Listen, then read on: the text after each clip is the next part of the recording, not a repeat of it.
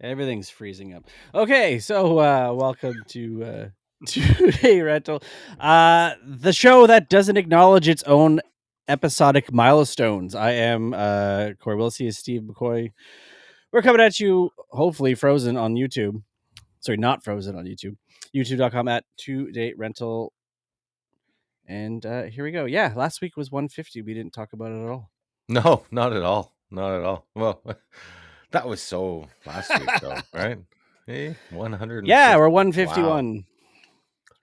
So why don't you share a story about where it all started, when it all started? I mean, this was your brainchild, right? So No, it wasn't mine. maybe wax poetic. I mean, not just you, of course. We've got you and Vishal that started It this was literally adventure. just, you know what I feel like doing again? Podcasting. All right, I got some time. And here we are. That was 2018. 7 years ago. Yep, sitting in the same spot. The only thing that's different really is the chair. There were some episodes though where you were sitting at the arena that you know Well, yeah, that one time. that one time. Still though, Yeah. The chair, I did one from over there, one upstairs, but mainly here. there was one episode where we did international because I was in Mexico. So there's that we can add to the And I was right scoreboard. here. You were right there. That's right. I also did one from over there, like 5 feet. Right. And I had the camera on a tripod there, and I was using this as like a backdrop. How embarrassing. Okay. I have a question. Sure.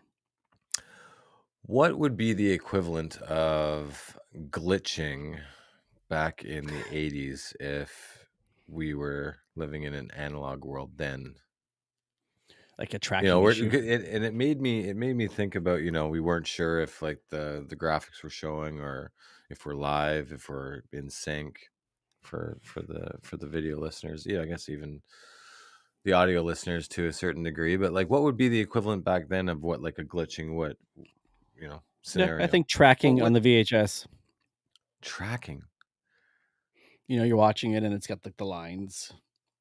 Oh, yes. Okay. That's fair. The squiggly lines, perhaps. Yeah. Mm-hmm. That you're pressing like the plus or minus on the tracking button on the VHS to try to clear up the image. Yeah, because I think other than that, the only thing that would be similar, there would be no coming back from. And I think about cassette tapes and VHS tapes where like the actual tape itself would just, you'd be fucked. Like you couldn't recover and couldn't listen to that cassette tape anymore or watch that VHS tape anymore because it just all got like twisted and tied and whatever. So, yeah, maybe that would be it. See, the delay of my video is funny because then I can turn and then like I don't see myself. It's like I'm actually watching something that's not, live. It's like that 5-second delay. So my head's down, but I'm looking, but my head's still down. That's amazing. So I'm gonna be playing with that and all evening, I guess. That's fine. Nothing that I mean, listen, we have gone down darker and more bumpy roads in the past than a 5-second delay. There have been like segments where it's like, well, am I alone? Hello? Mm-hmm. So I'm just gonna I'm been there too, yeah. Yes. So baseball talk, should we just get the obligatory baseball talk out of the way? Yes, because this might be the only time in like the remainder of the however long this goes, another 50 No, there's episodes. a chance. Game 6 would be next Friday, Game 7 No, next I Saturday, mean so. like we may never talk about it again because there might not be a reason to, aside from your love of the sport. Right. Game 1 was really exciting. Really exciting. It was exactly what the Jays wanted it to be. Lots of hitting, getting the pitch count high on Snell, managing the game tremendously by John Schneider. Game 2 was a different story altogether. Um, ran into a really, really dialed in pitcher and could not muster up more than 4 hits. And both games actually had a World Series first. I mean, for those that are living under a rock, wouldn't have heard that Game 1 saw the first pinch hit grand slam in World Series history. Well Hmm. documented.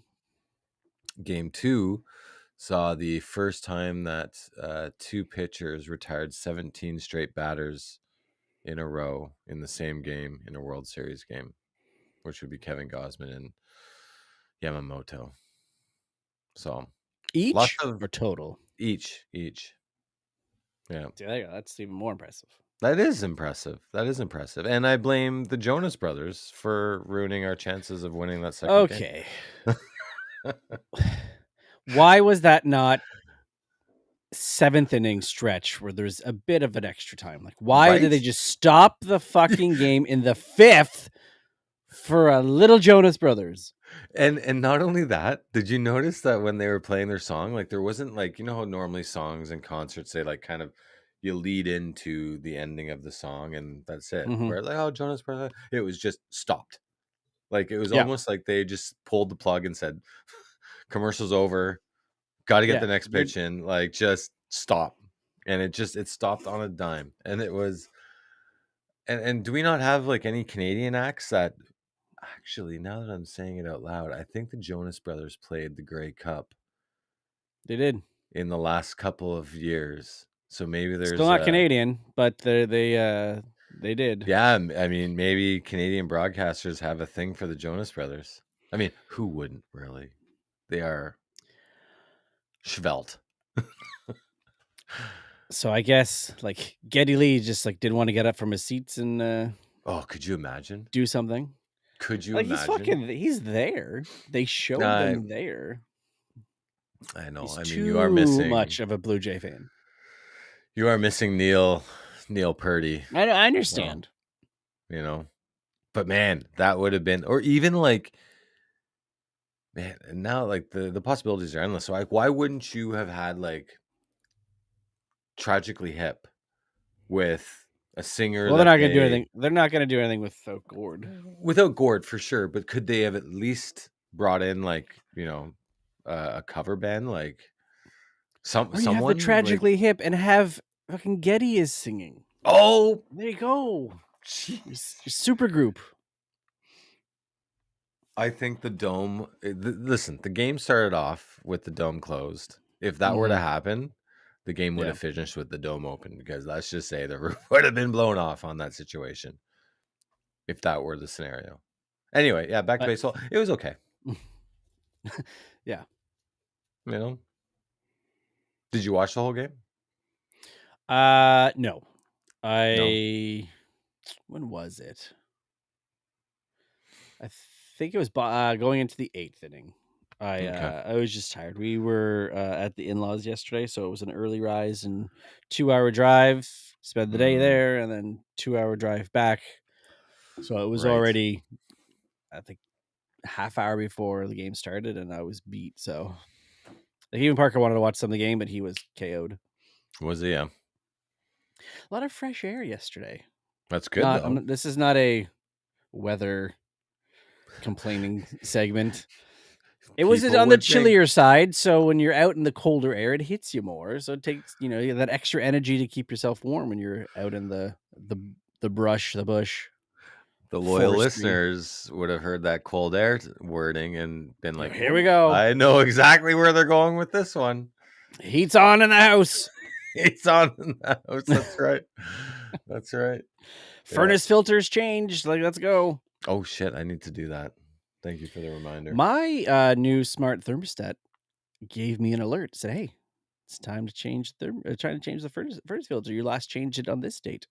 And then you hit snooze for like 3 months. Yeah, because I said, "Fuck you, I already did it." That's right. I already did it. Screw you. Why don't you I go will and say, change it? yeah. Quit I telling me did what get to do. a fun new purchase, a nice new Wi-Fi enabled dehumidifier, so I can control that bad boy on my phone. Oh, look at you all Yes, going not 2-day so I rental. can Yeah, I can compare the humidity level from my thermostat with the humidity level reading of the dehumidifier and try to sync those bad boys up. Get this house nice low humidity going into winter, so we're not dealing with condensation and some comfortable sleeping. And folks, this is what middle-aged men look forward to. If Yep. this is the kind of thing that gets us excited, because you're saying it and I'm buying it. I'm picking Yeah. it up, Right. being like, this is a great idea. I want to end the recording early and go to Home Depot. There you go. But Well, not yes. to promote the big Oh, right. superpowers that is Go to of a the store. the the industry, but there is a chance this may have been delivered by something that is also known as the rainforest. You know, see, I have to remember not to call out name brands, and that's those are the ABCs of me. I guess I I mean, if they're gonna promote or give us stuff, I mean, have at it. sure, yeah, I could use a new filter. Yeah. Like You they're know, not. Although I will say this, my HVAC guy said not to spend a fortune on air filters because at the end no, of the day, they're all the same. You're you're paying for, let's say some BS bells and whistles. mm. Just don't get cheap, but don't get the most expensive. Just middle line. I just go and get in bulk from a particular establishment that sells things in bulk. Look, see, I did it. How many is in the package? Because I usually 3. get 3. Ooh, Yeah, mine yeah. are 2 packs. What is mine? 25, 16, 4. Very exciting. Very exciting. Yeah, I have an odd. I think it's 47, 9, and no, no, 7. no. I think it's the same thing. It's like it's 1625, but it's one. It's really thick I and see, thin. and I have listen, this is where the knowledge, this is the line where the knowledge stops. Because Hmm. I can, I say like, oh yeah, I got a 25, 16, 4. And they're like, what's the 4 mean? And I'm like, nah, I have no idea. It's a nice round, even number, maybe. You're the odd one because you've got one, but no, I have no idea what the one would be for. How thick is it? Fuck, I have no idea. Are No, you certain? 1425, 1425 in one. I feel like we're talking inches here, dude.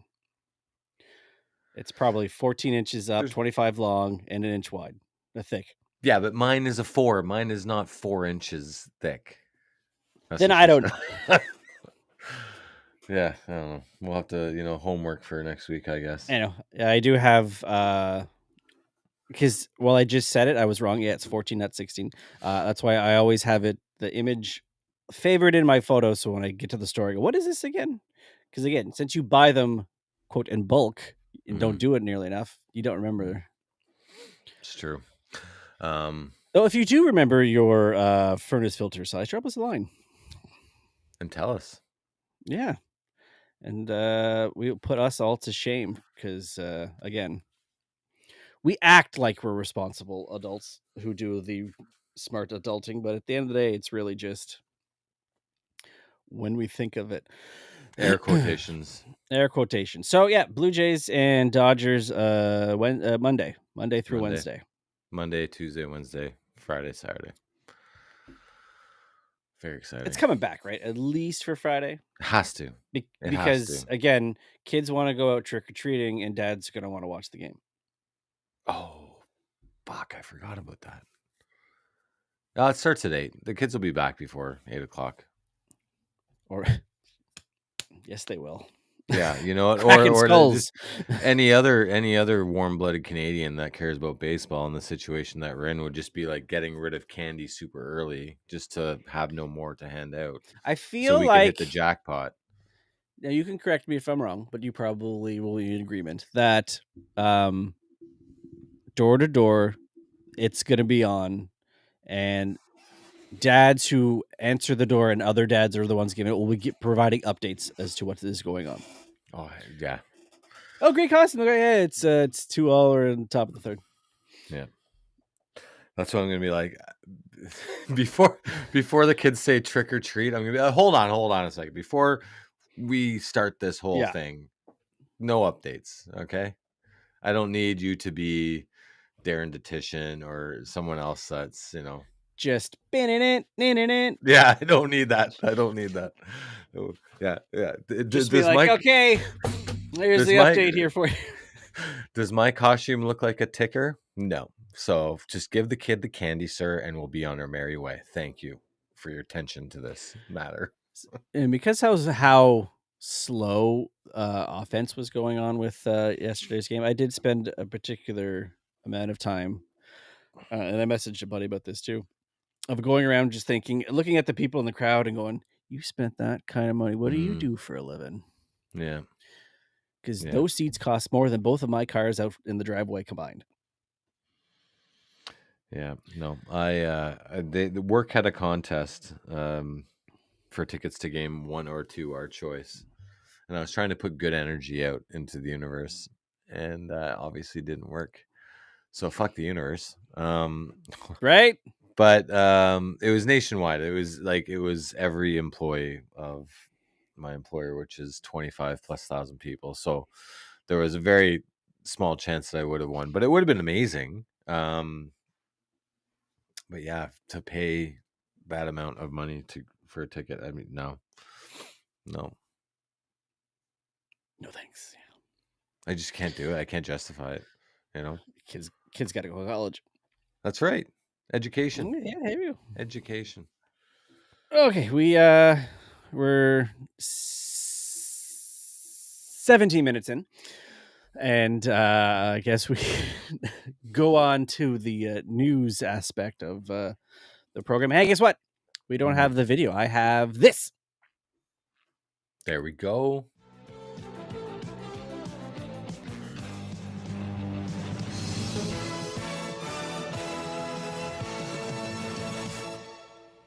It's not as dramatic, Perfect. but No, hey, and it's still not the all going to be background. videos. And Oh still yeah, the no, background. Like this is amazing. this is sticking around until I'm told otherwise, So or you're I decide to telling find a me, better one. there are certain things that we have to take down, but we can keep this. It just makes no sense. Yeah, Okay. because even when I used an old SNL theme from when they were like wrapping up the show, I gotta stop using this. First, This it is was insane. Colon Blow.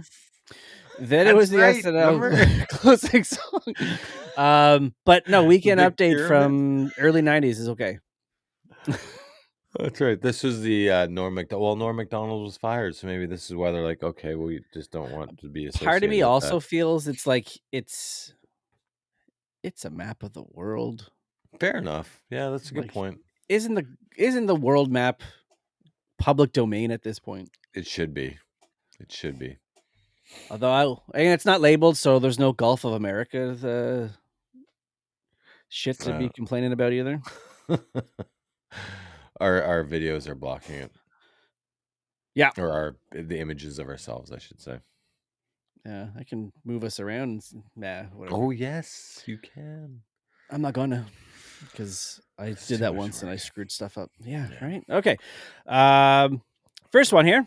Mm, So the GI Joes and Transformers had a comic book crossover. A Robert Kirkman Skybound Entertainment is apparently developing a TV mature animated series based on the Energon universe it's comics. amazing.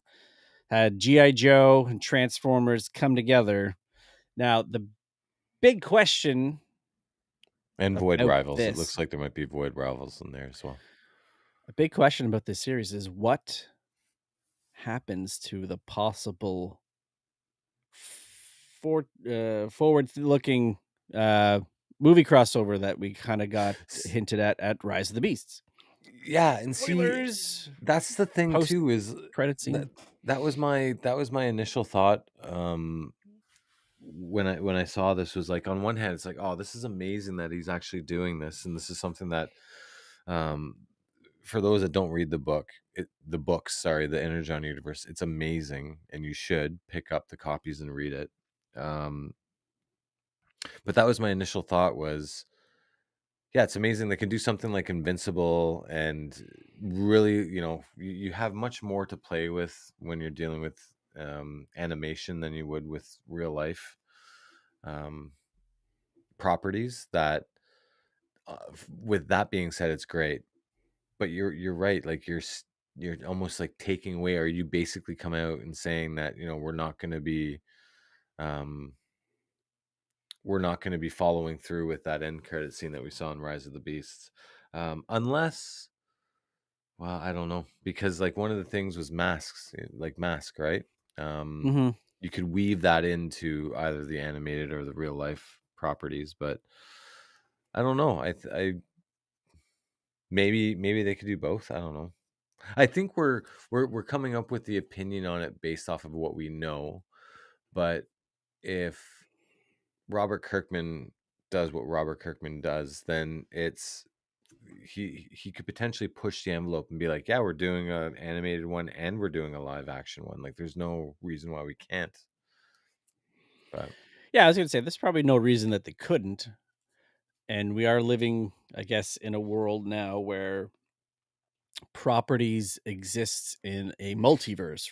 mm, So you can have an animated one where we're going to tell this story over here, but there's also going to be a live action that's telling a different story, but using the same, playing with the same toys. it's going to be amazing either way. Coincidentally, I just read my latest issue of Void Rivals today, so I every single property that's in this Energon universe is amazing to read. So if they can at least do half of what they do in the print for this animated universe, then they'll be very successful. Very successful. I think there's enough kids that know GI Joe that would watch this. I guess it's mature, so it's aimed at us, but we don't know teens and all them watch that kind of thing too.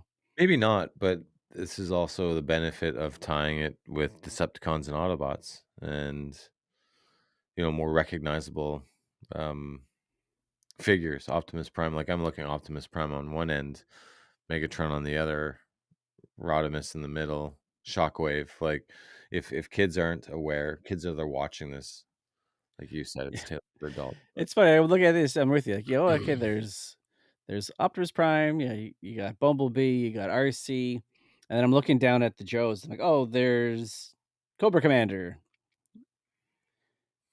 Destro, and then I'm lost. Cobra Commander, Destro,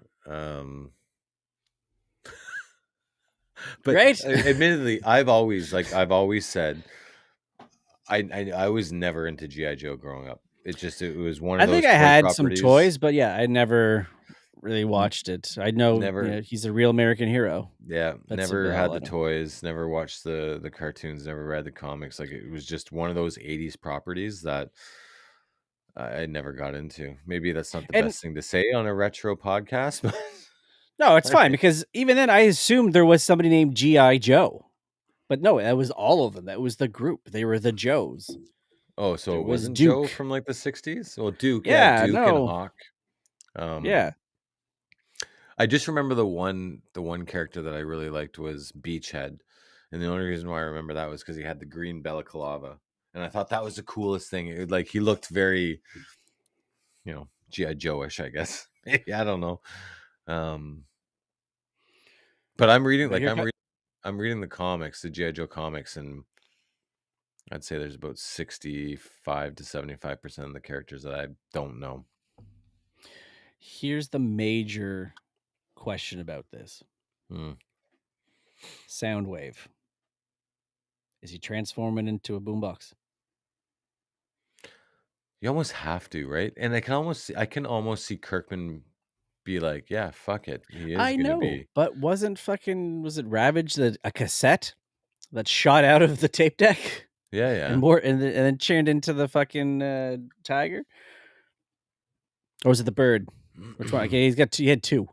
Yeah, there's Ravage and Laserbeak. Laserbeak was the bird. Laserbeak was the bird, yeah. Yeah, and then That's right. Ravage was the So the yeah, cougar. I get that. Like we would get it, but again, new generation don't know what a cassette player is, don't know what a boombox is. No, Like in I the Michael Bay movie, he was a satellite, which to me made sense. That's still a right. communication device. But then like later on, he was a fucking car Use a because car. everything's a car. I think And in the I last just Shia one. rewatched all those movies, and I don't remember that. Yeah, the one with Patrick Dempsey. I think he was his Oh, that fucking was like terrible, that Lambo, movie. his Lambo or whatever. Like, that's not Soundwave. It's got sound in his name. It should be some Y sort of device involving y sound you know what? communication. You're digging up a lot of feelings about those old Michael Bay movies that now I'm thinking, "Hey, animated universe is probably the best way to go," Right? because Honest truthfully, if you were to ask me now, what my thoughts on doing an MCU, I would argue that animation would be the way to go. Do the whole thing animated, like, and your costs stay low. You Mm, don't need to worry about younger characters aging out. You can get sound alikes if people want to leave. But you can do so much more with it, right? Just imagine the fucking the scrolls. You would have had a proper secret invasion yeah, because you wouldn't yeah. need RDJ. You wouldn't need Hemsworth Evans to come back to be these guys being clone versions. These guys, again, you're just drawing it. Well, and it's widely been accepted that DC always that's where DC was better than Marvel was their animated universe, where they had 30, 40 plus movies that all tied into one another, and it was a Hmm. cohesive, um, not shared universe, but there was like it was all connected in some way. And that's where DC really elevated their game versus Marvel was the animated universe, whereas Marvel, obviously, as we know, was real like live action. Um, but you're right. I mean, and do you think maybe now we're like Marvel, we're being a bit more like we're saying this because of Marvel Zombies and how good it was, No, I and think we're yeah, seeing those properties, or is it just it's a lot of Monday morning quarterback. Um, yeah? no, I just the medium just leads more. Like I was just thinking, but flip side is you have longer time in between. Like here we are with the Spider Verse movies. Mm. Um, but yeah, I just think you animation opens the door to far more opportunities. So did they say like I didn't I mean I heard this announcement, but I didn't hear or see when it would actually No, roll it's out to has no home yet. Transformers. No one's Nice. even. It's just in the pitch Mm. phase. It's being Okay. shopped to streamers. Energon Universe rollout. Because maybe what they can do is if this is actually happening, to your point, like across the Spider Verse and into the Spider Verse and all that stuff, is just get on it and like make one or two or three movies or seasons or what have you, so Mm, that you don't have that lag, right? Give yourself that lead time. It's like comics, right? Like depending on the artist that you get, if it's Jim Lee, he's habitually late in whatever he's drawing. So, it's like, oh yeah, it's Jeff Loeb and Jim Lee. Oh great. So we'll get three issues, and then we'll have to wait 2 years for the last three of a 6 issue arc. So maybe they just kind of treat this the same way where they try and get more in the can ready to go before they actually officially launch. you, you reminded me of All Star Batman and Robin with Frank Miller. Yeah. And Yeah. you're like, yeah, is that ever going to finish? How long's it been? There was one Kevin Smith story. It Oh was yeah, Daredevil Bullseye, I think it was, or he also Bullseye has a Target. he also has a Batman too. The widening gyre. You're supposed to get a second part of that too. That's still not coming. Yeah, like the one that it was the Kevin Smith Daredevil Bullseye, and it was like 7 or 8 years between issues. And I found it funny at the time because it was Joe Quesada was still editor in chief of Marvel. He's like, yeah, we're finally finishing it. Like, everything's good. And I'm thinking to myself, like, at what point as a reader, if the final like one, two, or three issues of the arc hasn't come out yet after like almost a decade, Hmm. why are you even making it? Like, why are you finishing it? Yeah. Like just say sorry, oopsie. Like, you know, leave it up to the imagination of the people that read the first three issues and just be totally throwing a wrench into that completionist of a collector like myself. Just piss me off. Well, would you rather have it done right, or would you rather have it done at all? Yeah, that's fair. I got that's yeah, that's true. Well, while we're on the DC bandwagon, we still don't know who the main villain is for Matt Reeves' Is it not Batman Part Clayface? 2. No, we finished, but we do know that we will be getting one of the villains returning, while be a much smaller role, and that's Colin Farrell's Penguin. He Yeah. was on a podcast and he said that he doesn't have many scenes this time around, but he's read the script and calls it extraordinary and trusts Matt Reeves' vision, even though he's got a far smaller role. I think they said he had maybe like less than 20 minutes of screen time in the first one.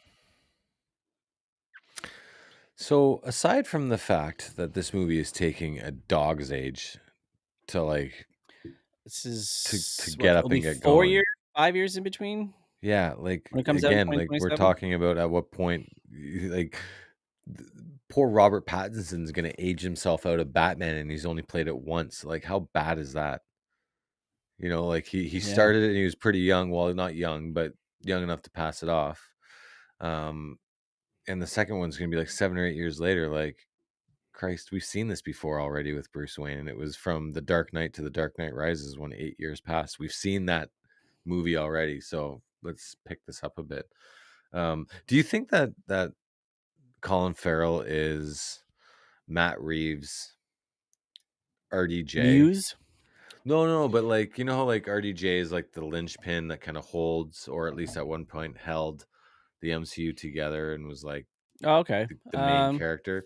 And I'm starting to feel like maybe Colin Farrell is Matt Reeves' choice for that same role because he's had his own. Building around Penguin Well, Oswald yeah, and or like subtly, Oz. right? Like because he had, I would say, a relatively big role in the first. Oh, hello, that sounded like a retro phone ring too. That's amazing.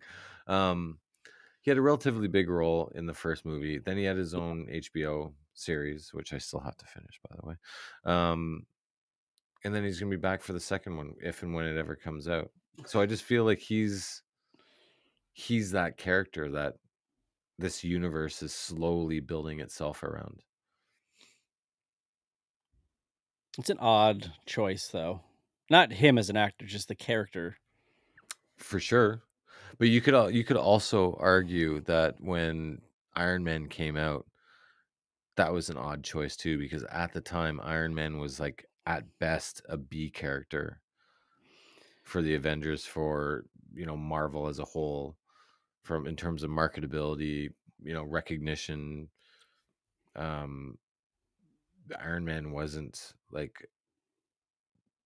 a mainstay or wasn't one of the A Yeah. type characters in the universe. So In their defense, all their A squad was owned by other studios. for sure, but they still had Captain America. Like they had many characters that they could have built around that wasn't Iron Man. Anyway, I just think like as soon as you said that Colin Farrell was back for the second one, I was like, it sounds like they're really leaning into him being that, you know, that main focus point, right? Because you also got to think too, like the Matt Reeves Batman universe is it's dark and it's edgy and Hmm. like that is what the Penguin's character is in those movies. So So, to your other point, so DC is doing a standalone Clayface movie. hmm, So, to me, that takes him out of the running. But again, it could be Elseworlds or right. maybe a backstory, since it could be supposed to be coming beforehand. But if it's not, they have said it's somebody they haven't done before. Who do you think could be? That they haven't done before. Something that has not been done before. Um, Do they go Court of Owls? yeah, shit. Yeah, why not? Although Introduce the only something new to the mainstream? my only concern with that is you can't do Court of Owls in one movie. If you do Court of Owls, you almost have to commit to two, possibly three movies that, you know, connects them Yeah. and tells the whole story. Um, because the Court Owls, for those that don't know, was like a secret society that like was hiding, in plain sight almost, and running Gotham and like framing Gotham and how it was built up and being influential in certain parts that shouldn't have been, and um, that I don't know that you could do it justice in just one movie. Great idea, great. Like I think that would be the best I was option to just trying to go think with. because like the main, all stars of the Rogues Gallery, like you've done Joker, you've done the Riddler, Killer Penguin's already Croc, in it. maybe. Yeah, 'cause I'm just wondering if they are gonna take Batman villains that have been used in other properties as we haven't done it before. Because Mm. Killer Croc was in Suicide Squad, Black Mask was Oh, in right. the Harley Quinn movie. Yeah. Thinking Scarface and the Ventriloquist. That's a way to go. A fucking Um, puppet. yeah, Just hey, there we go. Hey, listen, that would be, you would save a lot of money with SGI or CGI. So, wondering also if they go, let's do Mad Hatter if but that public domain, right? I guess Disney can't have any pull on getting that prevented. how is that even possible then that DC is writing stories about the Mad Hatter if I feel Disney's a like concern? it's public domain. It's the only thing I think of now after I said it. Oh, that's a good point.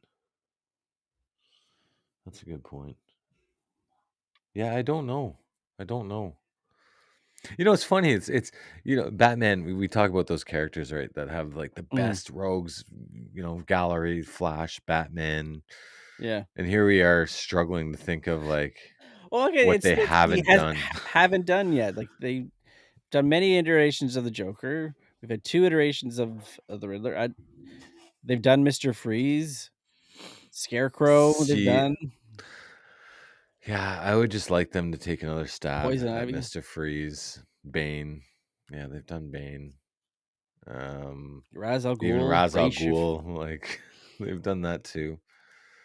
Um, Maybe they go with like one of the newer villains that have been in the comics recently, and now it's escaping my mind the name, but there was like a robot. There was a robot that was Ooh, recently. there you go, a robot. Yeah, but he was like Batman created him to be His Ultron? what Batman needed to be in the event that he could like eh, do the things that Batman couldn't do, and Batman wasn't around to ultimately protect and like have order in the city. I'll Yeah. have to look at the I can't remember his name. Obviously, not that memorable, but I'm also bad with names. Let's do Automatopoeia. Yeah, I think that would be, like, just terrible. with On screen, just the go, marketing "Pew!" issues, right? Yeah. With that, Just shoot people going, "Pow, pow, pow." Yeah, well, I'm sure within the next 3 or 4 years, we'll find out who it is. and yeah, yeah, that's true. In like 4 years, we'll get the next movie. And why does his Yeah. mask right now kind of look very Phantom of the Opera ish? I And don't know, his like the nose looks big and like it's just mind you, I guess this is year one, right? So he's got a bit of I know, but there's no cowl where the nose looks good.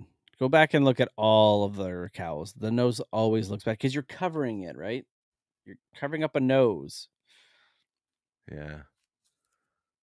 Like, even we love the Netflix and now Disney Plus Daredevil, but again, the nose is covered. I gotta rewatch this movie to be honest. Like I You remember got it, but I 3 don't hours? remember it. Yeah. Oh fuck, it was long, wasn't it? That's right. It had, like, 7 endings. And I just yes, I do remember that. I do remember that thinking also like the quote unquote Madison Square Garden um scene Yeah, where it was like, like, okay, well the city's like gone. So just like, how do you we recover don't from need the this? wheel, we should just pick that as the next one to talk about, again, Gotham Square Garden.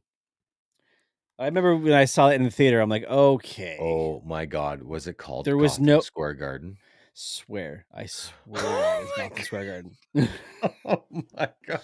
See, We this get came it. out during COVID, so, like, maybe I just wasn't in the right mindset to remember all of the little intricacies of but come on, man, like, you can't come up with a better That's what I'm name? saying. I know we know Gotham is modeled after New York, but still, there's Gotham other names. Even GSG. Gotham Garden would have been fine. It's the GSG. square part. Yeah, that's terrible. That's terrible. Just Alright, well, lazy writing. this will be an episode 200 discussion when the movie Yeah. comes out. So, from one mysterious villain to another, James Gunn has said that in this phase of the DCU, he is not going with Darkseid as the primary villain, mainly because of two things. One, he Snyder. said Zack Snyder's Justice League. He did an amazing job with that. The other is the obvious parallels to Thanos and what Yeah. Marvel did. So, Yeah, I agree. who who do you go with? Or could you ever really bring him? Like how far removed from Thanos in the MCU can you be to bring this guy in? So, what you could do is you could start by focusing on the new gods. Yeah. And the new gods weren't necessarily heroic and they had their flaws, but they are directly tied to Darkseid. So you could start off with them, and then really that would just throw people for a fucking loop. They would have no idea, and then you'd pull in the casual fan, and you'd think that oh, these gods are the villains, and it makes sense because these are gods coming from another world, another universe that are attacking Earth and Earth's heroes, and the Justice League that protects all of us. And so you could build stories to that, to that peak, and all of a sudden pull the shootout and introduce them at that point. And by that point in time, they'll have established a successful universe across multiple movies that they wouldn't stop, right? Like I think it is a good thing that he says he's not going to introduce it right away because you're right, like he's very much still building that cinematic universe. So what I'm saying is yeah, still go with him, but do it Hmm. like, go around kind of the sides, start with the new gods, and then he can really tie into that Jack Kirby, the lore, the history. You'd pull in the collectors, the fanboys, but then the casual fans as well, and then ultimately lead back um to Darkseid. Which, by the way, like I love this drawing. I need to find out afterwards who drew this, so you need to let me So know afterwards. I will let you know the keywords I put in Google for the picture. Who else though?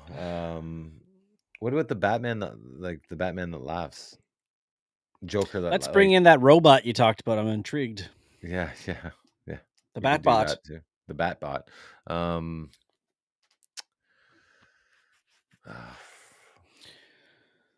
You know, if this was the Arrowverse, it would be Reverse Flash all the time. yeah, I was gonna say it'd be pretty amazing to do like Flashpoint proper instead of it being A movie. well, but it never really did it justice, right? Like it was just like a very loose reasoning Oh, for the Flash movie, but it was like you could have that story in and of itself was amazing. What about Harbinger?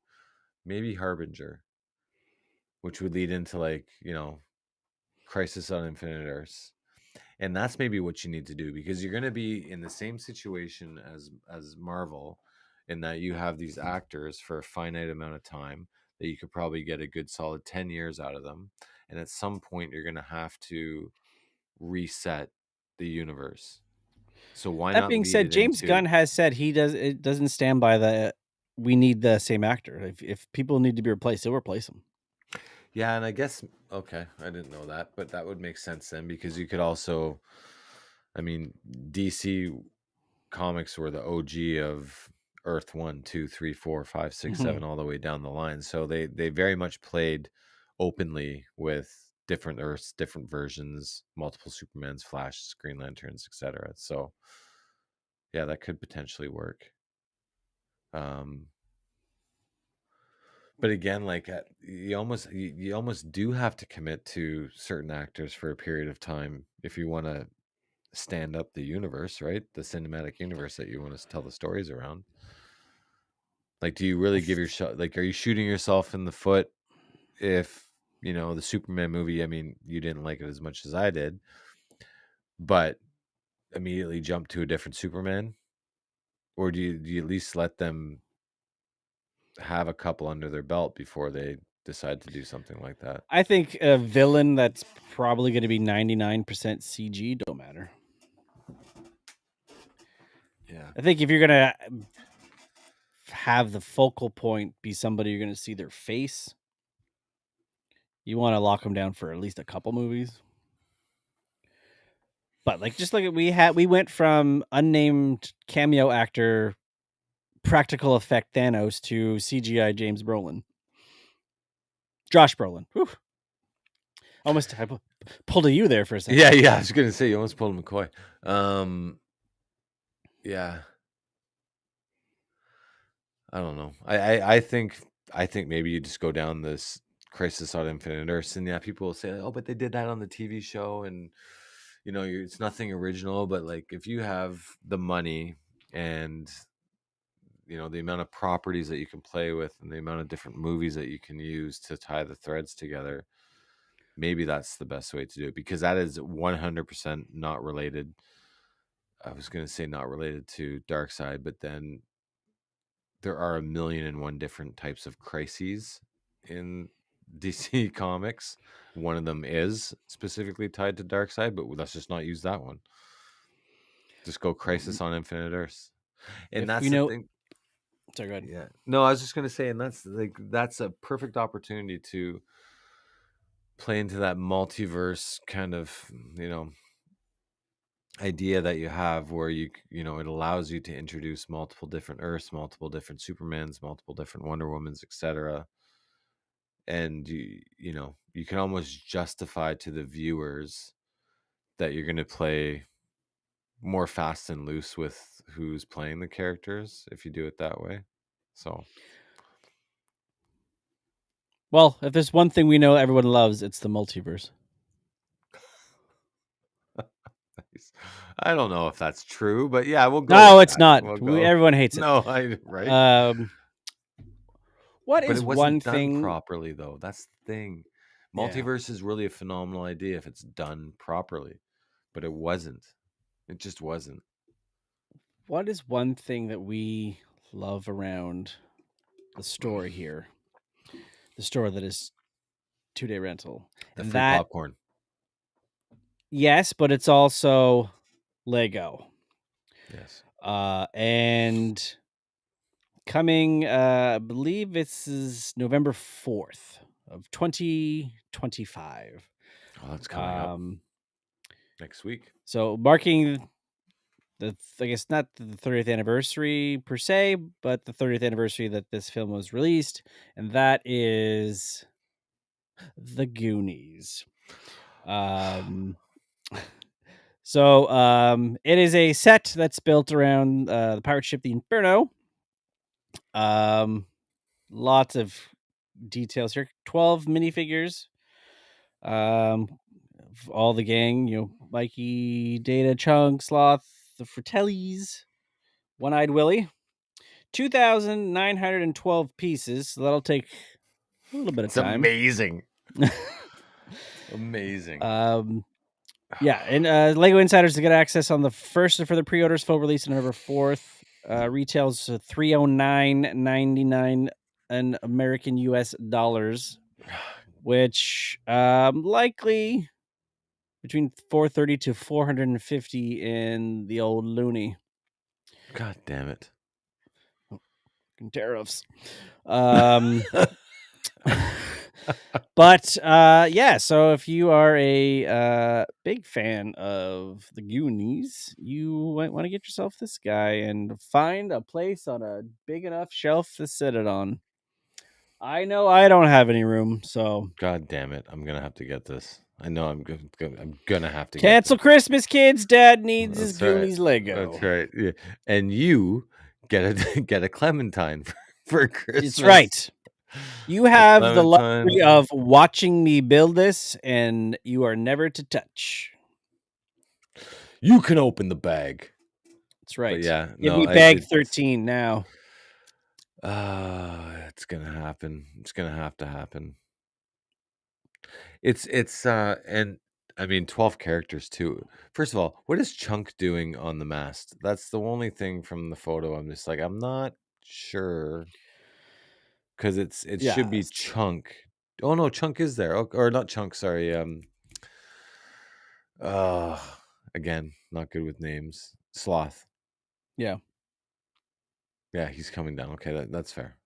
But the detail, look at the detail in all of this. One-eyed Willie, his treasure, the Fratellis, the skull. Oh, this is amazing. What's the Timu version going for, Corey? if you can, if you can just look that up really quickly. You know, It you got could me. print this off on your printer and tack it up to the wall, Yeah, that's true. I could do that. I definitely could do that. or, Um, buy the box. 2,900 pieces though. That's a lot. Like we had the Home Alone, and I don't have the number offhand, but I don't think the Home Alone was that many pieces. It might have been, but it got me thinking, what are and I hope this sells, and it will sell out, and I hope this leads to other ideas, because it's Lego ideas. I hope that leads them down the road of more ideas of retro sets that they will start building for fans. And it got me thinking and having a conversation with the boys last night on what are some retro sets that you would like to see Lego take a stab at. And I have a few. One of them is not a retro set per se, but I would like to them to take a stab at doing a Houston Astros stadium replica. I think that'd be amazing to have. Um, but are there any? I have a couple of others, but I'll ask you, like, are there any retro sets that you'd like to see Lego take a stab at? Before I answer that, the Home Alone house was 3,955 pieces Oh shit. Okay. Okay. and contained 5 minifigures. That's Now, it. in Oh its yeah. There's not. defense, it did also come with the treehouse Yeah. and the plumbing van. That's right. It does have that. So, like, it's hard to say because I guess, well, I know they did have the license at one time, and when they did, I did procure some of the sets. But it was based on the 2012 cartoon, not the original. Um, was the TMNT Mm. that was initiated, Teenage Mutant Ninja Turtles. So if they were to do an 85 Technodrome, Oh, that's a good one. I think that'd be cool. Or Okay. even the sewer layer. So I immediately thought of because we had just talked about it recently, it'd be really cool to see the Ghostbusters headquarters in a Lego set. Yeah, they made that. Oh, did they? They did. Oh, well, shit. Okay. Well, It that's not. it pained me not to buy it, but it was Yeah. really expensive. Was it? Yeah. Yeah, it was huge. Well, you think I about it, do so have probably I like a do three, have four levels, right? yeah, like I said, I know I have the minifigs on my desk here, but I have the Ecto one safely tucked away in a cabinet Mm, that no one is to touch. But yeah, that's one I didn't get. okay. Okay. Another one would be just for them to make, this is more like probably wouldn't be widely popular, but to make the mask vehicles in Lego. I'd love to see them to do that. Boulder City, like that whole set. Mhm. That would be awesome. I think they did a Back to the Future as well. I didn't get that though. Like the car or a scene. Yeah, the car. Okay. Yeah, I could see them doing the car. Yeah, I have the I could see them. Playmobil version, but I don't have the Lego one. One that I was thinking would be it'd be great for them, and this is where like I was kind of getting really excited about them. Lego has never really done like expansion packs, right? And I think this would be one area that would allow them to do something like this or introduce it for their sets. And that would be to do the Saturday Night Live like stage, right? Mhm. And then you can get different expansion packs. So you can get and that core set would be the stage, it'd be Weekend Update, um, and maybe like the band or something like that, or maybe one of the more iconic characters or scenes. But then you could have expansion packs that would introduce other cast members, so they'd be like the little figs, and then also those Mhm. cast members more popular characters and like scenes, and then you can start to build out like a huge, almost like a village of Saturday Night Live sets and whatnot. And I think that would be freaking cool. That would be So you cool. could have I like would a come back to that. Coneheads set or like the Wayne's World Yeah, set. yeah, you could I have could like see the it. Wayne's World basement, or you could, I mean, I'm not thinking of one off the top of my head, but there are so many others. I'm sure that listeners and viewers can think of some, but think of the different eras, and you went through, you know, just powering through all of the seasons. That there are certain like blocks of seasons that have Mhm. iconic characters and iconic cast members and whatnot. Um, so you don't need to do 50 sets, but you could do like the 90s or the 2000s or like the 80s, or you can even break up the decade into two. And you think of Chris Farley like in a van down by the river. You could have that set with the couch, and it would be pretty awesome. It'd be pretty awesome. So come on, Lego, if you're hearing. We are almost an hour in. I don't know if the videos are gonna work. So, Mm, podcast over. maybe no, I was gonna skip the commercial, go right into the main topic, and see if that Sure. fucking clip works. Which is, of course, previously viewed, as the like little splash page would say. Um, so let's dive in because I know you're excited. Okay. That's why it's Yes. going to be the last half hour rather than 45 to 50 minutes. Um, and I know we were talking about it. It is Death Becomes Her.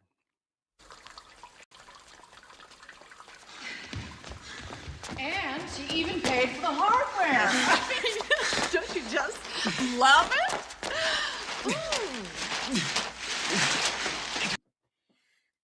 Yeah, I figured that was going to happen. So I know, amazing. That was like the best part of the movie right there. that was about as much of the movie I wanted to see. So I'm glad that it cut short. I'm Okay. glad that it cut short. Half an hour. We got half an hour to discuss this. More or less. We wrap up at 10. Okay. 1992's Death Becomes Her. When a fading actress steals her rival's husband and a secret potion promising eternal youth, things get beautifully ugly.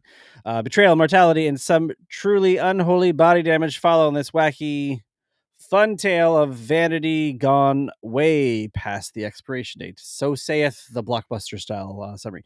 Meryl Streep, Goldie Hawn, Bruce Willis, featuring also Isabella Rossellini. That is your main principal cast of this Robert Zemeckis directed film. I forgot that he did this. And then when I saw that he did that, outside of Roger Rabbit and the Back to the Future movies, I'm thinking, I don't really can think of a movie of Robert Zemeckis that I really enjoyed. Mm-hmm. Forrest Gump, okay, maybe, but it's definitely not the last few. I watched this as a kid. My mom watched it a lot. She thought it was funny.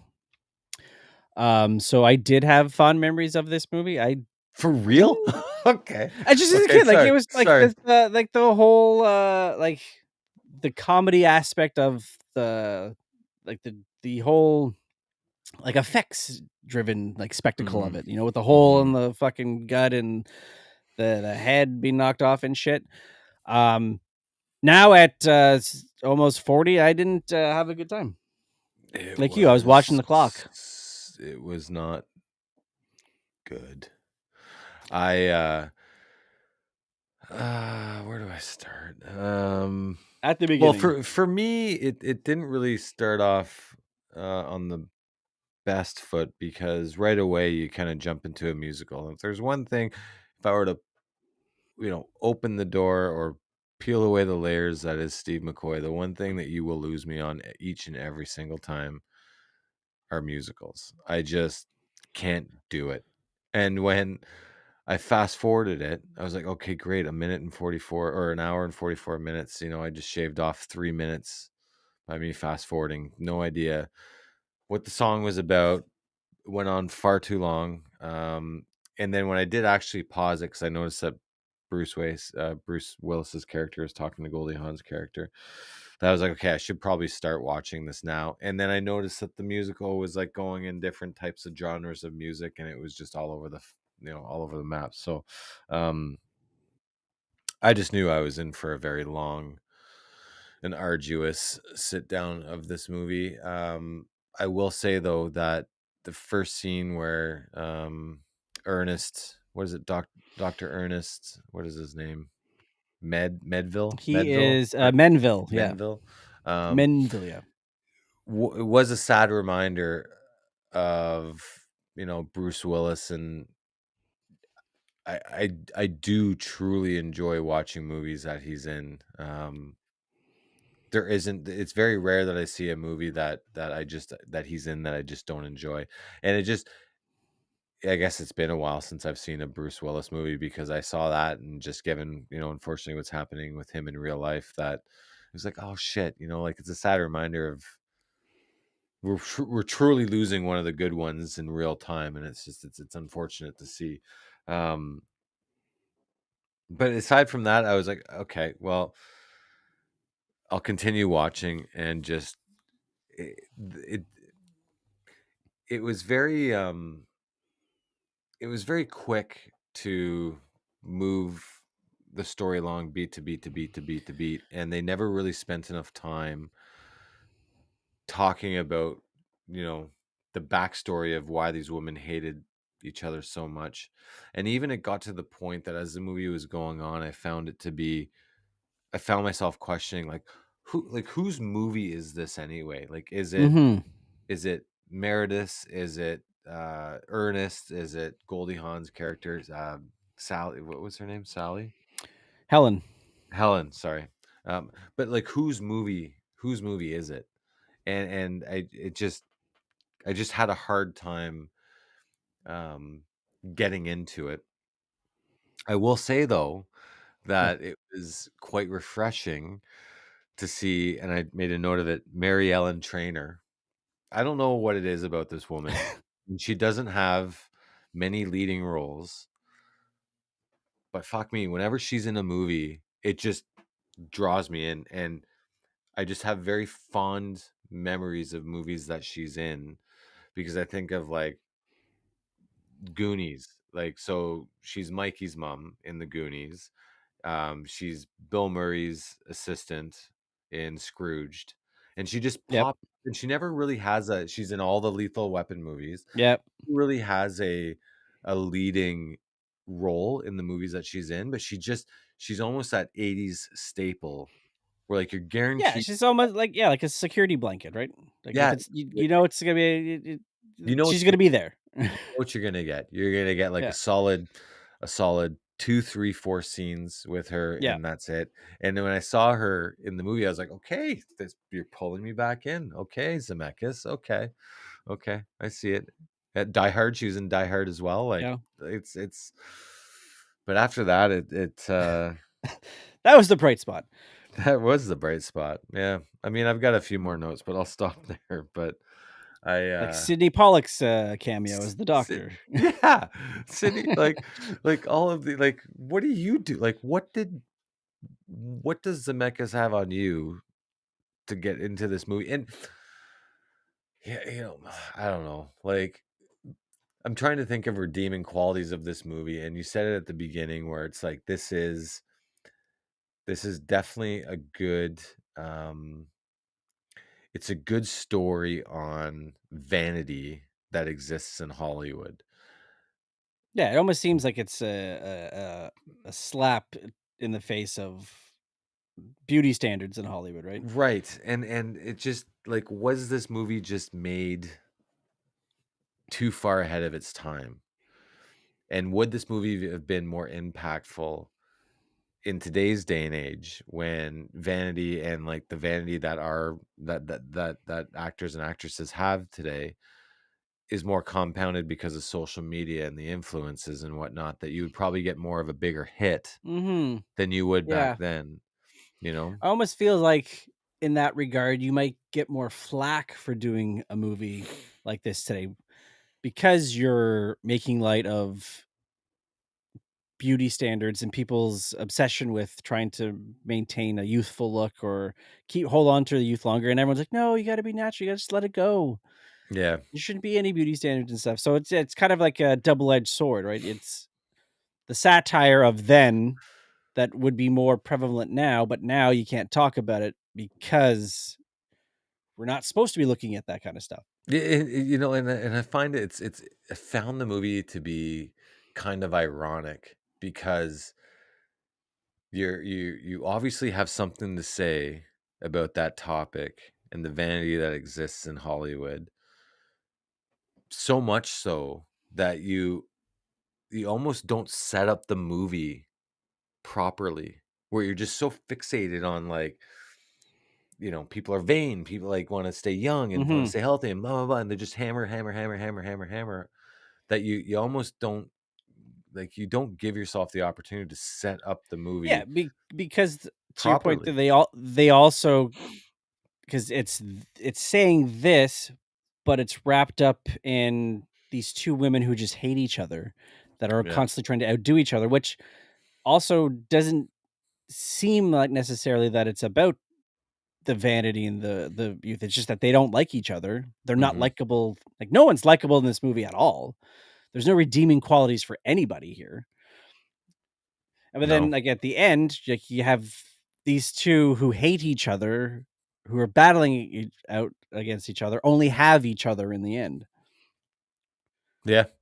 Well, and so there was a couple of scenes that made me chuckle my ass off a little bit, almost because I was like, thank God I'm halfway through the movie, but also just made me, have a good little laugh, was when when Meryl Streep's character goes and visits Isley, whatever the potion giver's Yeah, name is. Isla, or yeah, Yeah, and opens the door, and I was like, "Oh, there's like, what was it? That's like the Phantom. Remember the character, the Phantom? He's got the purple suit, and yeah, he's yeah. got like, it's like, oh, this is what the Phantom would look like if they were American gladiators." And then the second like bodyguard showed up, and I was like, "Holy shit, he's legit an American gladiator!" And that was Nitro. Nitro from the American Gladiators was the second one, and I Yeah. laughed out loud because I was like, It's almost as if I called it, which I found it was pretty funny. And then Fabio was in it, and it was just almost two on the nose, which maybe is Hmm. a good thing, Yeah, maybe is a talk about bad thing. fucking vanity. Yeah, well, see, I didn't even think about that. And then the other part was when Meryl Streep's character first dies. Um, she's talking with her husband Bruce Willis, or Ernest, and her Hmm. head is turned backwards, and she's like, "My ass." I've seen that, and immediately I went to like President Scroob in Spaceballs, when he gets transported the wrong way and he's backwards, and Yeah. like I thought that was pretty funny. It's like, well, at least her ass is nicer looking than his, kind of thing. But um aside from that, though, like you mentioned the Sidney Pollack cameo, but it was, even that was like, it was just moving so fast and so loose, and like just a bunch of MacGuffins. Like, he quickly died. Like, well, that's one easy way for him to, like, he brings her to the hospital because she's deceased but really alive. He takes a pill. He leaves the room to get a second opinion. Next thing you know, he's dead. Hmm. I'm like, okay, well, that's pretty. You know, I guess it's helpful Yeah, for it's the almost as if story. there's like some secret society, right? Like trying to keep this potion under wraps, and like they take out the doctor and all this other stuff. But like the secret society is, if we offer you this potion, you take it. Otherwise, we're going to kill you, as we Which, kind of see I later, mean, right? she must have like a mini fridge full of the stuff, because it seems like she's just pulling out these vials of potion that Yeah, and no backstory on that none. either. And No, it's It's a couple throwaway lines I would be to more possibly, but interested even in the then, backstory. Like, who cares about yeah, who's where's the taking sequel it? to that? But, like, Mhm. tell me how she got it, like, how like, she said she was 70 years old in the movie, okay, cool. But, like, how do you have, like, a stock supply of this potion? Where did it come from? Who Yeah. gave it to you? Like, this is where, like, you can make even if you spend 15 minutes, Christ, it was a terrible movie. It was an hour and 44 minutes, but if you made it 2 minutes and gave me 15 minutes of a solid background, you might have me, to Yeah. make it an even 2 hours. Um, yeah, so I have I'll wait till you do your fun facts, but I have a couple too which Sure. made me chuckle. Um, anything else about the movie? No, the only thing I would say is that, obviously, Meryl Streep and Goldie Hawn, they had prosthetics and makeup so that when they Mhm. took the potion, it would make them look a lot younger. And the Yeah, yeah. whole movie, Bruce Willis was aged, and you saw like he was Mhm. wearing makeup that would lead you to Yeah. believe that he would take the potion and de-age, and it never happened. And I almost got robbed. I felt Well, robbed, his hand did. Yeah, and like Get that get that de-aged hand. And how do you explain that the rest of your life? honestly, right? So, yeah, fun fact, this, was the first film to win an Academy Award for Best Visual Effects, and it paved the way for because this was Industrial Light and Mhm. Magic, so it's kind of like opened the door for Jurassic Park to bust Yep. through, and it beat out Batman Returns and Alien 3. Yep. Yep. What about Batman Another fun Returns? fact, Sorry, just really quickly on that. What about what part of Batman Returns would make them nominated for visual effects? Because that was probably the Batarang scene where it's flying around and the dog catches it. oh, Also, okay. like, when he's, like, you know, dives after killing the snow princess, he's, like, gliding over the Yeah, yeah. town. Okay. Okay. Um, Meryl Streep hated making this movie. She did not like working with blue screen and green screen and swore she would never she swore off working on VFX heavy films for Called it decades. one of the I don't think she's hardest done movies those. she's ever worked on. Yeah, and was not doing that. Um, yeah, it's Robert Zemeckis called Death Becomes Her his darkest movie disguised as a comedy, and that he loved that it was a fairy tale for adults where no one learns a thing. And I would say that is 100% true. There is no redeeming qualities of any of these characters 100%. at all. 100%. Goldie Hawn and Meryl Streep, they improvise much of their catfight. And if you watch that again, for those who do enjoy the movie, it is beyond obvious they were ad-libbing and improvising because there is quite the delay in some of those shovel shots and going out of the way to make sure it connects. You can tell that they're not like rehearsed that at all. Huh. I know you don't want to watch it, but if you do end up somehow catching it on TV, watch that. You're There's talking like, about I when swear like to she God, threw like, the thing through her hole and like the no, not that. When they're fighting and they're standing in like the yeah, foyer yeah, fighting yeah. with shovels.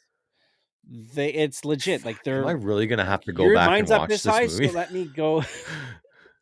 I noticed it when I watched it. Like there was no practicing of this. Like or like making sure they clank Huh. and hit their marks. The marks that the non-existent marks again because it was ad lib. But yeah, last bit of fun facts I have here is that it's in 2019 it was adapted into a off Broadway musical. I could see that. So I know you'll be getting Yeah, tickets. I've saw it 3 times. It was amazing. Yeah. Um, yeah. Shit. Now, like, I almost need to go back and watch that fight scene for the fuck. Am I really gonna go back and watch Death Becomes Her a second time? I'm Oh my sure it's god. on No, YouTube. it You might can be. just It might find the be. It link. might be. But Death Becomes Her Yeah, my fun fact, you shovel had fight. mentioned one of the two I wanted to bring up. The first one that was mentioned already was that Meryl Streep called it one of the hardest shoots that she's had in her career. And I thought, oh, I've got something in common with Meryl Streep. We both did not like this movie, and it was because of what you had said. And then second was that this movie was banned in several countries: Malaysia, Peru, South Korea. Not because it was a terrible movie like I thought it was, but more it was because it was really vain, and again, that seems to be the key word today, but was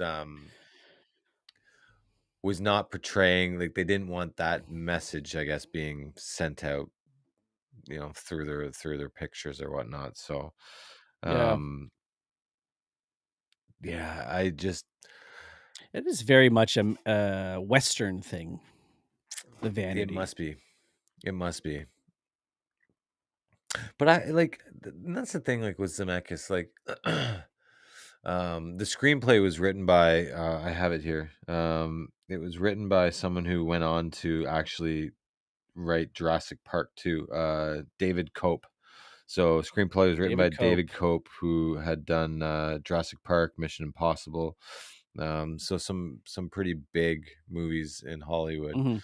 Where I just like was this just a movie that was like, hey, I've got this pet project that I've got a statement to tell, which I had just said not too long ago. Like, they're so focused on making a statement about Hollywood that they didn't even care to write the movie. Yeah, I don't know, because I did read it also that the original thought was it was going to be a Tales of a Crypt Hmm, installment, okay. and then it just became its own a bigger thing because a lot of people involved in that were on Tales from the Crypt. So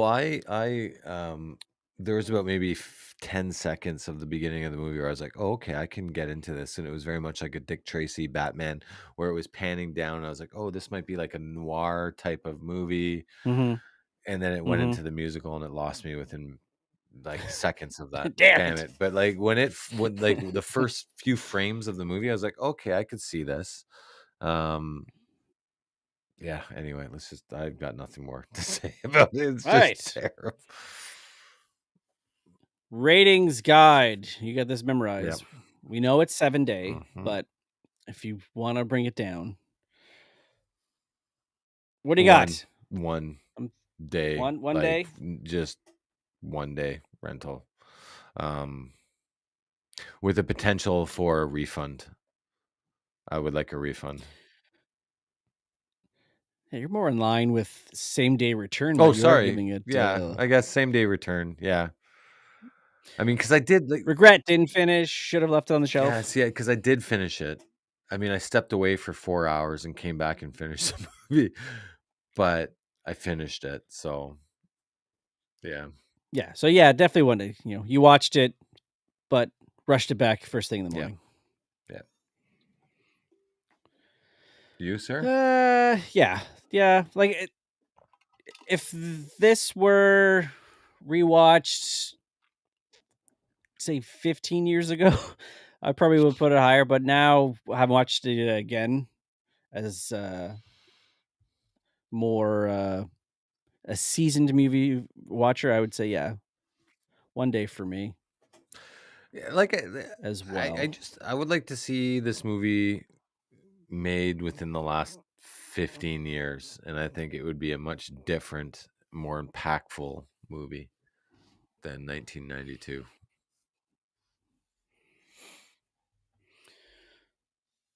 I don't know if this wheel is going to work, but I shall try it. Now we're back. Halloween's going to be over next week, and I believe the way things are going, we're likely going to be going dark for a week. So let's go back to the original wheel, if we shall, Oh, because we have some gems left to view from that okay. guy. If I can get my keyboard back up here. I kill everybody. I am not seeing anything here. I So can. let's. Oh, there we go. There we go. I can see I you. I don't know what the hell's going on. Like in all these years doing this, I have not been the one with the bad computer. So let's spin and see where she lands. I clicked it.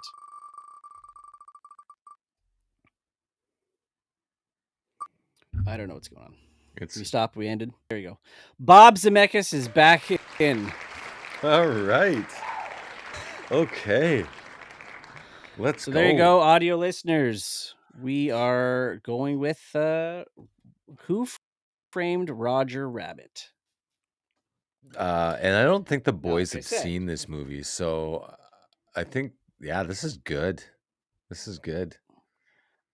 I look forward to your explanation of Jessica Rabbit to the boys.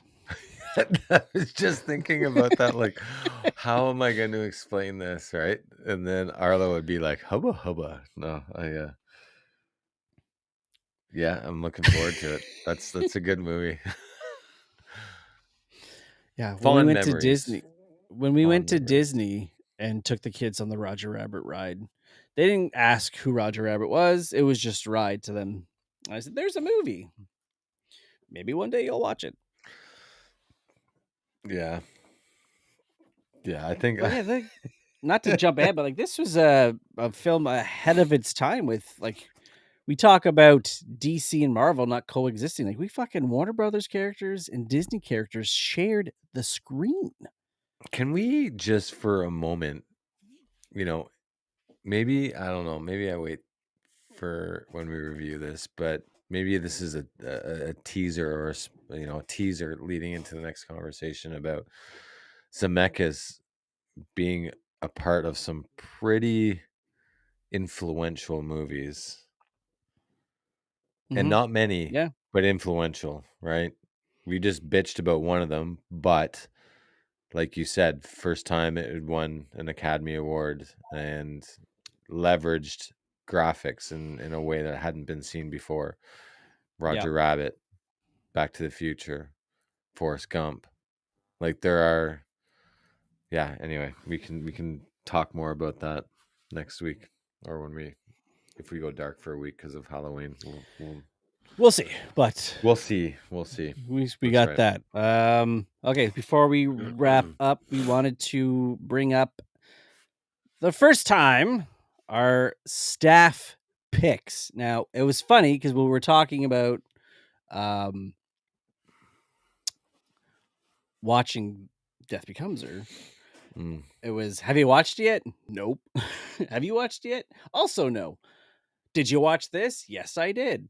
And that did we watch this was the newly released a couple weeks ago Amazon Prime documentary on the late great John Candy, I Like Me. We both watched it and I'm sure we thought the same, that it was fantastic. So something something resonated with me last week, or it might have been the week before when you had mentioned there were just some Hollywood deaths that just hit you hard. Phil Mhm. Hartman. Um, Yep. for me, John Candy's like was one of them for me. See, I even just get emotional thinking about this documentary because it hit Yeah. me so hard. He was,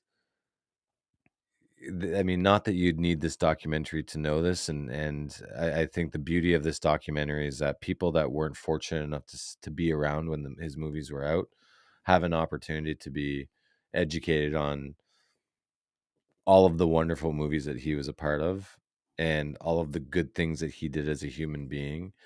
Mhm. So much so that he sacrificed his own life and his own health and his own longevity by making sure that those around him had a bigger smile than he had.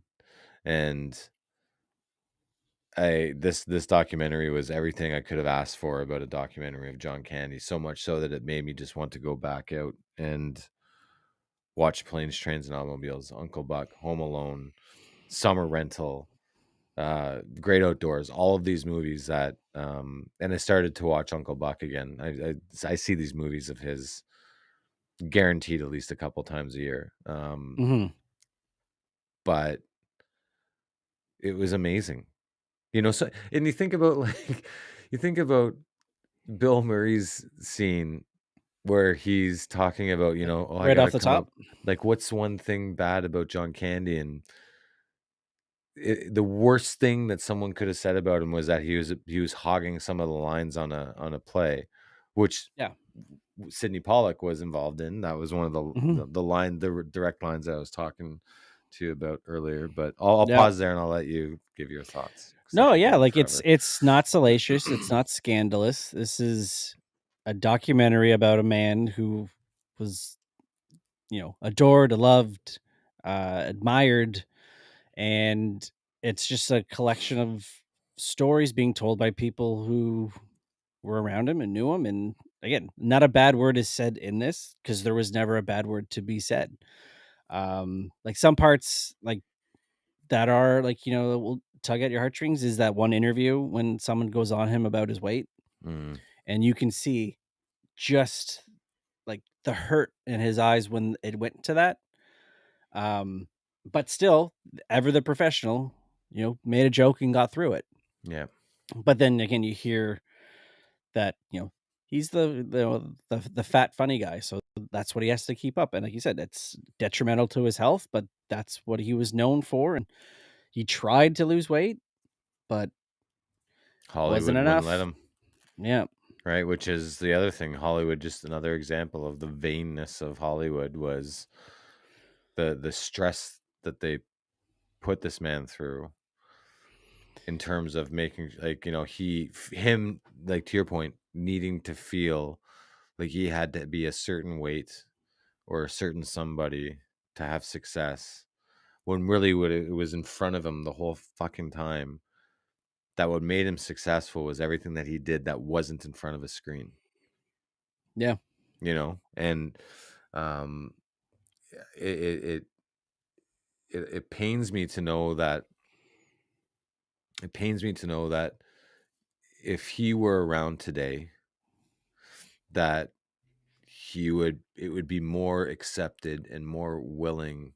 It would be, the spotlight would be brighter on what he dealt with back then now, that he yeah, probably could have gotten through it, and probably, instead of passing away at 43, could have lived a long life into his 60s or 70s. And that's what's hurtful, is that he lived at a time where this just wasn't discussed. And he had friends that we've seen, Eugene Levy and Martin Short and Bill Murray and his wife and his kids, that tried to get him through this. But when you're just a small group of people trying to push against society that just doesn't accept it for what it is and what it should be, you're not going to get the help that you need. And yeah, it's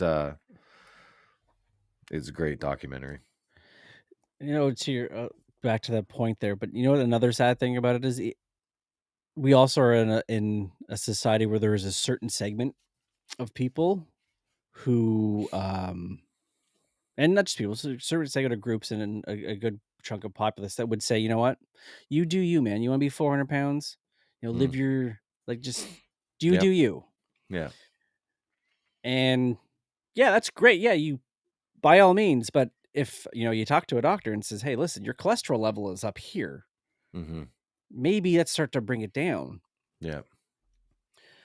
Yeah. But yeah, we also watched today from a couple years ago the Steve Martin uh 2-part documentary that was on Apple TV, and there's one part in it where he goes through, like, he has a library and like all like hardcover books. He has his scripts and he pulls out planes, trains, and automobiles, and he's flipping through and he goes, there's a big speech at the end that they cut that John Candy was supposed to give. Like, he kept a line or two in it, and he starts reading lines from it and just has to stop because he starts to break down again because they were Oh, such good friends. yeah. And again, just bookends the other documentary.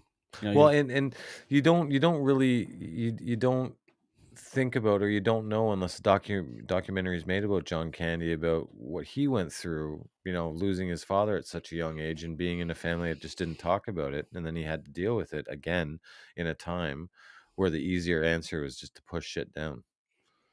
And Right, like a man. yeah, like a man. But it's for, like I said, I'm so happy to see a documentary like this, if for anything, just for people like my children and your children that weren't around to see the movies, to see the type of person that he was and the type of gold that he produced with the characters that he played.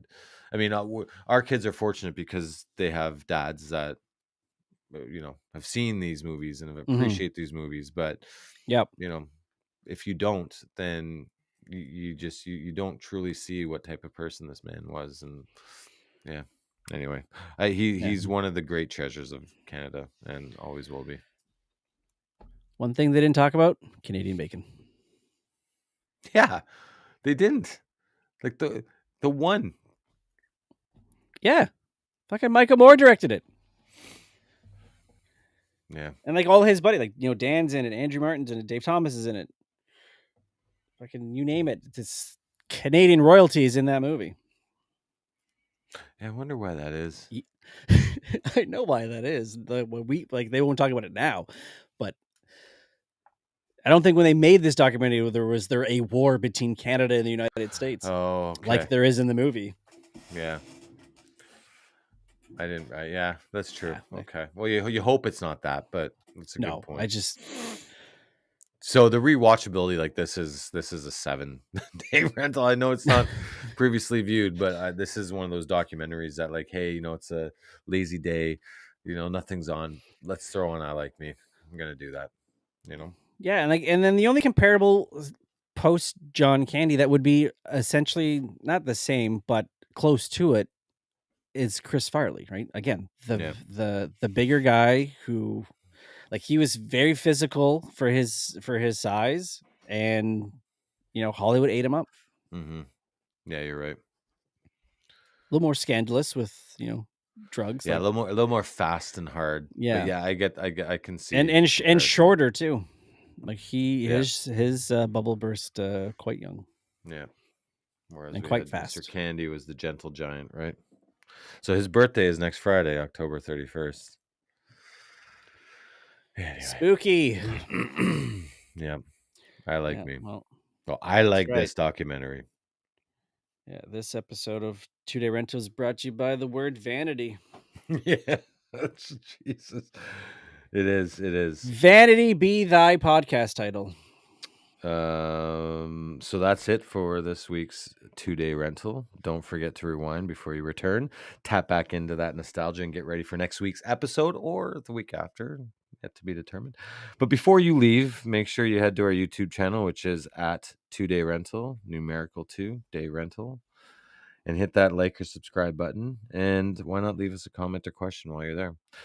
We will see you next week at the counter. And as always, make sure you watch out for those late fees because they will get you. Yep. And now, again, we'll try to play a video clip that lasts longer than 10 seconds and doesn't sputter off. And if not, well, then you'll just see a blank screen and probably hear us mumble in the background before I hit the end stream button. Enjoy.